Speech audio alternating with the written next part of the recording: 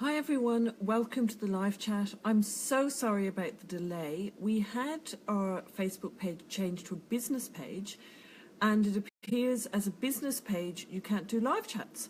So I've had to play with the settings for the last 15 minutes, taking this off and putting this on, and changing lots of passwords and so on.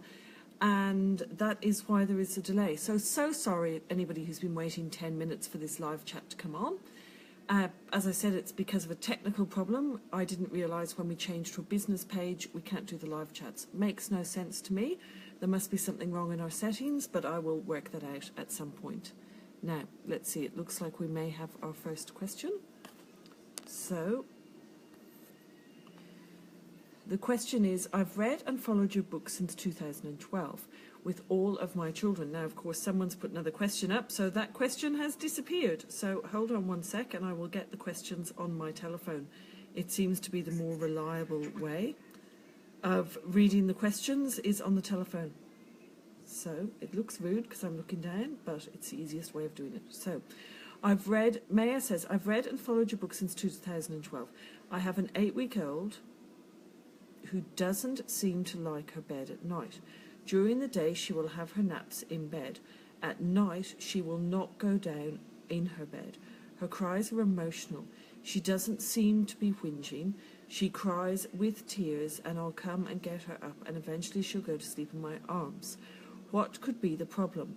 I must say, out of the bedding guide, I follow it all except the sleeping in the cot or mini cot. She sleeps in a bassinet. Okay, so that won't be the problem. So a couple of things that we would look at is, now obviously when you're in a bassinet, not a mini crib or a cot, you have to be very careful because we don't recommend those and the bedding guide can't be followed exactly with those, but that won't be the problem. We'd look at a couple of things. By any chance are you doing her late afternoon nap, so the 4:30 pram nap? Are you doing that outside in the fresh air? If your babies can get 1 or 2 sleeps outside in the fresh air each day, that really helps them sleep at night.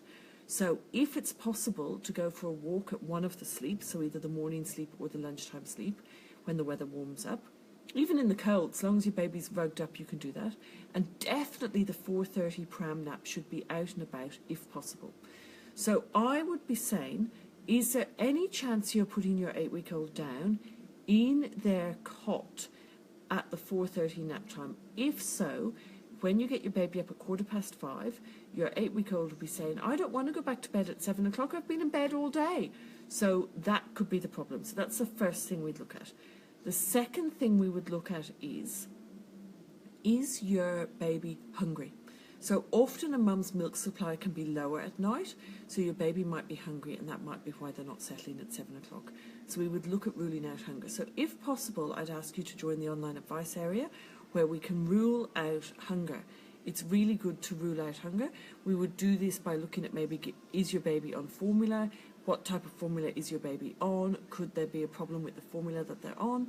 Is your baby breastfed? If so, are you by any chance on probiotics? Because this can cause your milk to not be the same as if you're not on them. Are you giving your baby 1 bottle of express milk a day? If not, we would look at adding this. There's different things that we can do. Are you on the mini pill? Different things like that we would look at as to see if that's why your baby is not sleeping well at 7 o'clock. So that's what we'd be looking at. Okay, let me now take the next question. Lisa Allen says she loves my work. Thanks, Lisa. I love you too. Renee says, when should you stop swaddling your baby? Okay, this is a really good question, Renee. You should stop swaddling your baby when your baby shows signs of trying to roll swaddled. If you are following my bedding guide with enough bedding to make your baby feel safe and secure, your baby should not try to roll swaddled until your baby is about 9 or 10 months old. So you swaddle your baby if you are using my swaddle, or another form of a stretchy jersey swaddle.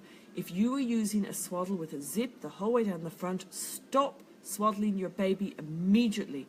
They are dangerous.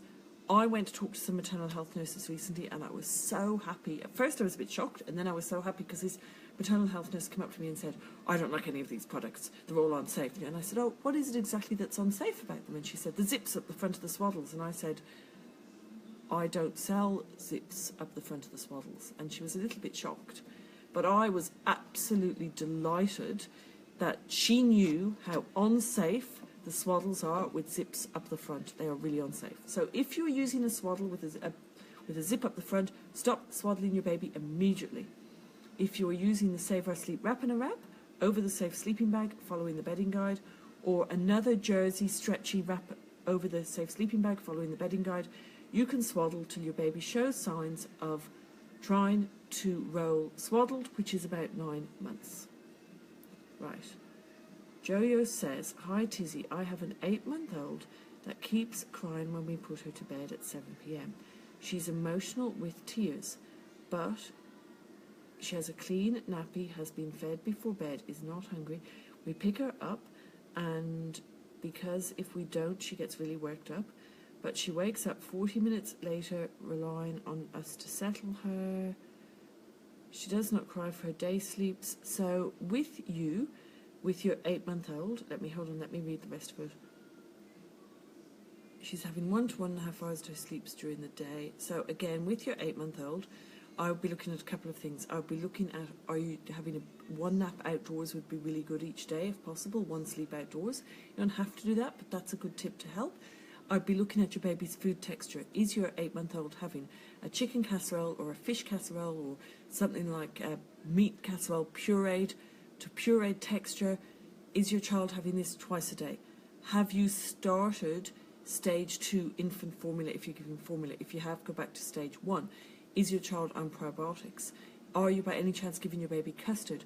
Are you giving your baby fruit 3 times a day at the second course? In the morning, it's fruit mixed with rice cereal or porridge mixed with express breast milk or stage 1 formula. In the lunch and dinner, are you giving them a big bowl of fruit mixed with rice cereal mixed with express breast milk or stage 1 infant formula? I recommend stage A2. I'll be looking at all of that to rule out hunger. We do have an article called, and it is in the book, on not settling at 7 p.m, and that might help you. Rebecca says, "Hi Tizzie, any tips on how to extend the day sleep for transitioning to 1 day sleep?" So Rebecca, the day sleep becomes later and longer. So the tip would be to make it later in the day. So if at the moment it's at 12 o'clock, make it 12:20. If it's at 11 o'clock, make it 11:20. That should help it extend to longer. Alicia says, "Hi Tizzie, when should I stop the dream feed?" You should stop the dream feed when your baby has been on solids for 8 weeks and is established on protein. So eating lots of chicken or fish or lamb at the meals during the day. You slowly start to drop the dream feed. You bring it back 20 minutes every night, I think for 5 nights. That's explained in the book. Amy says, "Do you recommend an elevated big girl bed or one on the floor?"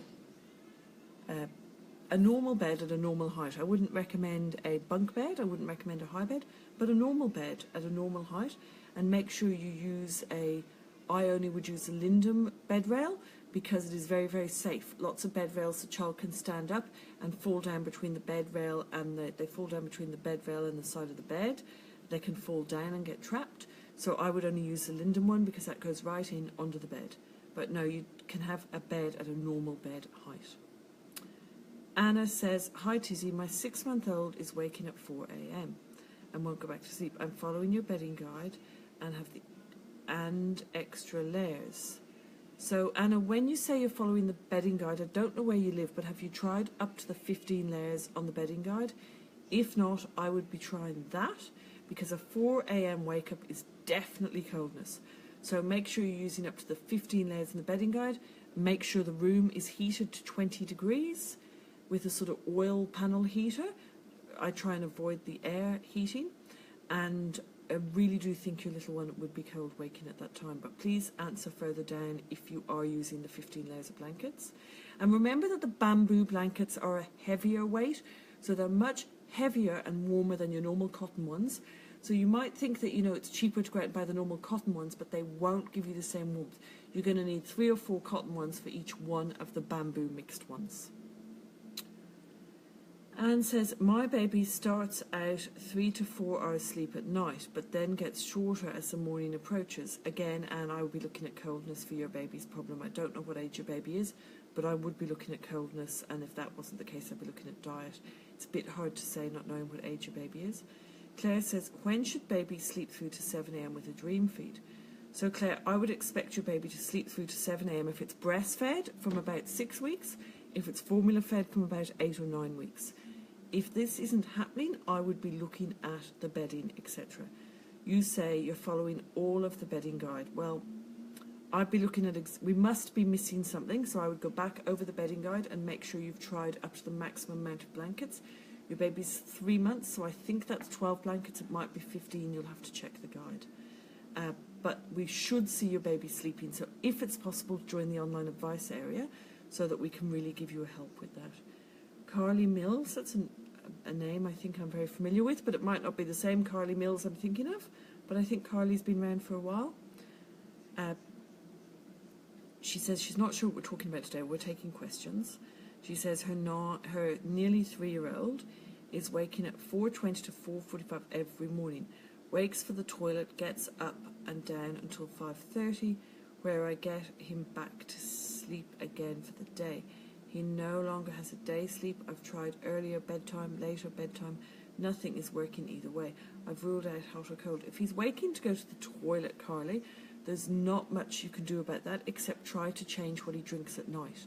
So try and cut out his drinks try and get him to drink all of his drinks by 6 o'clock at night. Make sure he's not having any juice or anything after 6 o'clock at night, because that could be making him wake up.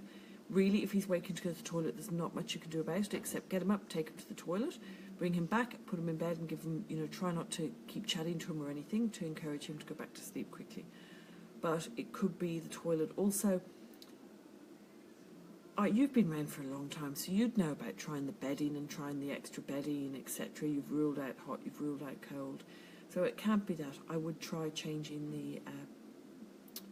the drinking. Try cutting out all the drink, if you can, make sure all the drinks are finished by 6 o'clock at night. Right, next question. I'm not sure how to pronounce your name, so I'm not going to try. But you say, hi Tizzie, I follow your routines with my daughter. I've been struggling to feed lately and she doesn't seem to want milk at the set feed times. What can I do if she's hungry at her feed time? What can I do if she's not hungry at her feed time? She's only 11 weeks. So I would be looking at, could you have started the mini pill? Could you be on probiotics? Because these could be reasons why your little one doesn't want to feed. I would be trying the feed, for example, at 11 a.m. And then I would try the feed again 20 minutes later at 11:20. And if she still doesn't want anything, I wouldn't worry. I would try and hold her off until the next feed time on the routine. Lauren says, my 5.5-month-old generally sleeps amazing and wakes after 1 hour every night. Most of the time she cries for 4 minutes and then goes back to 5 minutes and then goes back to sleep for the rest of the night. So this, again, 5.5 month, I'd be looking at hunger and coldness. I'd be making sure they're having the solids, as we said, twice a day. At 5.5 months old, make sure you're really feeding them till they're full, etc. And also, you wouldn't have started stage 2 formula, but it could be something like that. But I've covered a lot of that already. Now, I'm only going to take a couple more questions, so please don't anybody put up any more questions. I'm only going to take the ones that are there. There's only a couple more, so please don't pop up any more questions. Phoebe says, my daughter is 8 months old and follows the routine and bedding guide. She settles to sleep fine but wakes during the night a few nights each week. I can't work out what's different about these nights. How should I resettle her? Also, I still do the dream feed because she hasn't been consistently sleeping through. So I'd be looking at, on those days when she's waking at night, might she not be having protein in her diet? Might she not be having as much puree? I'd really be looking at her diet. It's a bit hard to help you exactly on here, Phoebe, because I would need lots of advice to help you with your particular baby. If at all it's possible for you to join the online advice area, that would help. The other thing is, could it be colder on those nights? Could the outdoor temperature be dropping and then her room's getting colder? They're the type of things we'd be looking at. Sorry, I can't help you more on here, but obviously it's a bit hard to help when we don't get all the info on your baby. Michelle says, hi Tizzie, I have a part-time catnapper. She's 5 months old and occasionally gives me days of 2-hour stretches. So she's a catnap sometimes, I think is what you're saying, Michelle. She occasionally gives you 2-hour stretches. Advice would be appreciated. She's not, I've ruled out hunger and undertired. So again, I would be looking at, could it be colder on those days? If she isn't constantly catnapping, I would try more awake time. If she's even catnapping 4 times a week, but she's sleeping the full sleep the other times, I would try more awake time. The more awake time could be what she needs to consistently have good sleeps every day. So I would try that, but I'd also look at the food, the texture, what food you're giving her, if you're giving her the 2 courses at each meal, if you're adding the express milk, breast milk or formula to her solids. That will help. So I'm going to leave it there, girls. Sorry, I'm not going to, or boys or anyone who's listening, sorry I'm not giving any more advice, but I've done lots of questions. I'll try and do another question feed later in the week. Okay, thank you for tuning in. Bye.